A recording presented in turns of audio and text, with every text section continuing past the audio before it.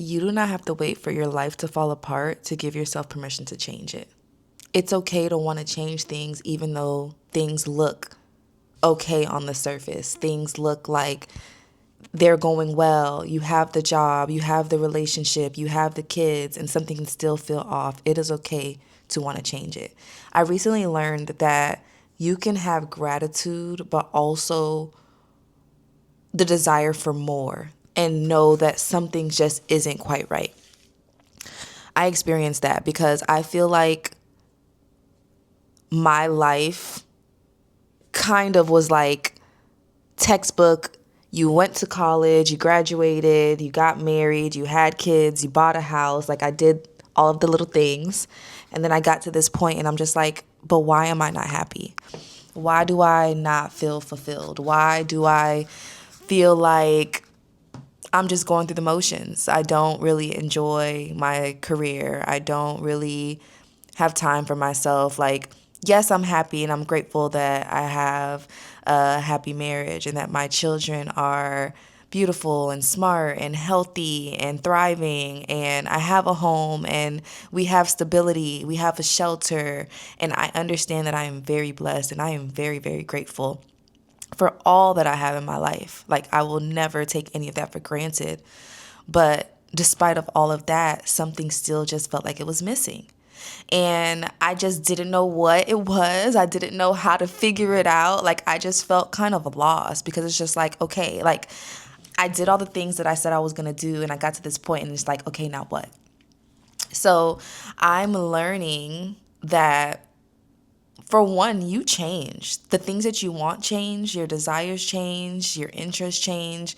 Who I was when I was 16 years old planning this current life is not the same woman anymore. I'm not that girl, you know? And I created that life off of that child version of me. Like I was like, oh yeah, like I'm going to become a nurse. I want to have kids. I want to get married. I want a house. Like I created this whole vision for my life and I went after it and I got it. And now I'm 32 years old. Literally double.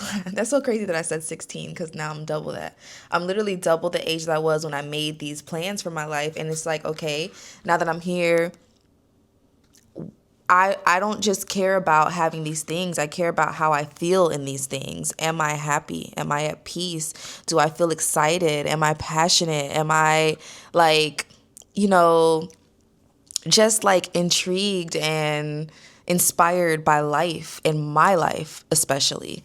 So that's where this kind of began, like my self journey. I don't want to say it was like a self love journey, but it was just like a self discovery journey, I would say, because I just was just like, I have to figure out why am I meant to be on earth? I have to find the thing that lights me up, that excites me, that, you know, just motivates me because I just didn't have that. I was showing up to work, doing my job and then leaving. And yeah, I was doing good at my job. I was doing my job well. I was actually, you know, going above and beyond in my jobs, but it just didn't give me that fulfillment. It didn't give me that joy. So I started to just dig deeper into, okay, well, what are the things that do bring me joy? When do I feel the happiest? When did I feel the happiest? Like just thinking back in college and like in my childhood, like what were the things that I did that made me the happiest, and like paying really close attention to that. And I think when I went through this journey, I had no idea like where it was going to take me. I had no idea that I was going to eventually like write a book this year. I did always have writing a book on like my life's bucket list, but I would have never imagined like, yeah, your girl's going to start writing a book this year and it's going to be published by October 3rd. Like, and that not only am I going to write a book, I'm going to be genuinely excited about it. When I imagined writing a book, I didn't imagine me being like, oh my gosh, I love this. I just figured as like, oh, it's something that I can do. Like, I'm going to do it. But like, no, like I'm actually what I was looking for at the beginning of the year, that passion, that excitement, that fulfillment, that joy, like I feel that now. And it's only because of the work that I did throughout the year. And the main thing that came out of that was Come Home Again, which is the book that I wrote that's going to be coming out on October 3rd. Stay tuned. But it's just really taking the time to ask myself the hard questions, self-reflect, do more of the things that I love. Like this year, I started taking dance classes. I started coloring more. Like I have my coloring book right here. Love this coloring book. I started to just do like more artsy, crafty things, and really just like remembering what it felt like to be a kid again. To really just like, when you think about it, like kids are just so carefree. Like they just do what they want. They live so unapologetically themselves. They're just like constantly seeking happiness. How can I have fun today? How can I have a good day? What can we do? Like their main purpose in reason for living every day, at least my children, are how can we have the most fun and have the best experience today? And I feel like over time in life, we lose that as adults because it's like, okay, we have responsibilities, we have bills, we have work, we have to do this, we have to do that. And it's just like, okay, but like, when's the last time you woke up and said to yourself, what am I doing today to have fun? And then like did it. And then after you did it, actually sat there and reflected on it. Like, I realized a lot of times I'm like doing this self-reflection with my kids. Like when they come home, well, how was your day? What did you do? What was the best part? Who did you talk with? Like we're like forcing that self-reflection versus when we are adults, we don't really have that, right? No one's really asking us those type of questions. If they went to a birthday party or if we went out and had like a family day, when we get in the car, I'm like, well, you guys, how did you like that? Did you enjoy it? And like I started to do that for myself. Like when I would take a dance class, I would sit in the car after and be like, dang, like that really felt good. Why did it feel good? Because I felt free and I felt sexy and I felt like myself, and it felt good to just be out in the world as just Brittany, not Brittany the mom, not Brittany the wife, not Brittany the nurse, just Brittany the being. This beautiful, sexual, happy, loving, caring, creative, spontaneous, all of the things being. And I like started to really like like through doing that self-reflection, like of these things that I loved. It's not that I was just like, oh, I love this and that's all it was about. It was like realizing why I loved it. Why did I love going to the dance class? What did it make me feel? And how can I feel that way in other areas of my life? Taking those characteristics and those things that I gathered from that. Like when I color, why do I enjoy it? I enjoy it because it's like quiet time. And I'm just I don't have any responsibilities. My responsibility is just to color on the page and make a beautiful picture. Like I love not having the stress of like having to do things. That's one aspect that I can try to see how I can bring into my other lives. I'm trying to see another example that I can think of off the top of my head.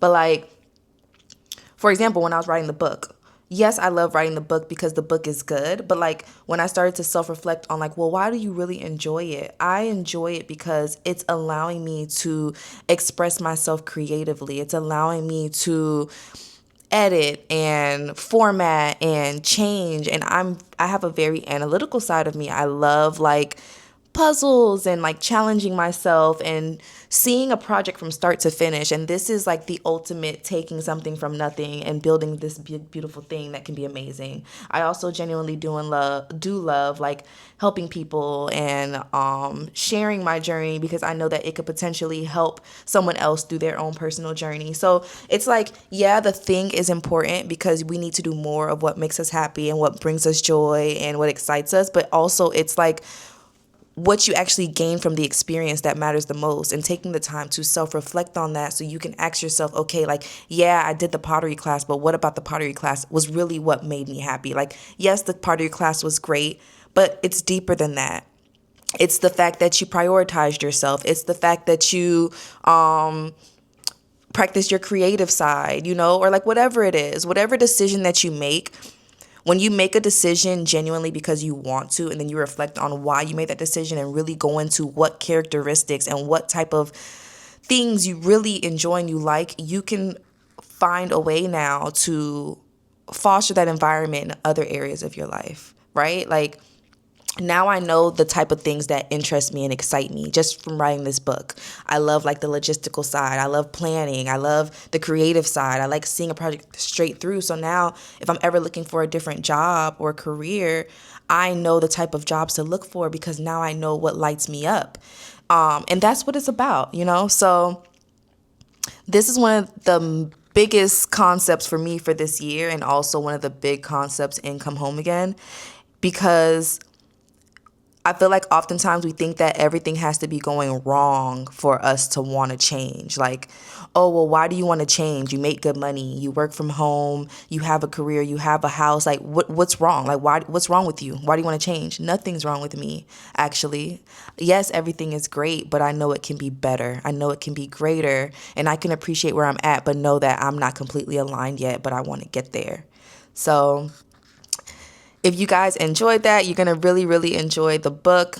Like I said, it's coming out in October 3rd. And then I also have a free guide, which is kind of like an introduction to Come Home Again. It's called Are You Listening? And it's basically like a 7-page guide to start asking you questions, to start making you think a little bit about your life. Like, are you living on autopilot, or are you being an active participant in your life? Are you in the driver's seat, and are you actually controlling the wheel, or are you just letting life do whatever it wants to you? So if you want to check out the free guide, you can click the link in my bio. It'll also add you to my email list, where you'll be able to get like behind the scenes about the book, and you'll be the first to know about when it's going to drop. Well, we know when it's going to drop, but like dates can change and who knows what's going to happen. But yeah.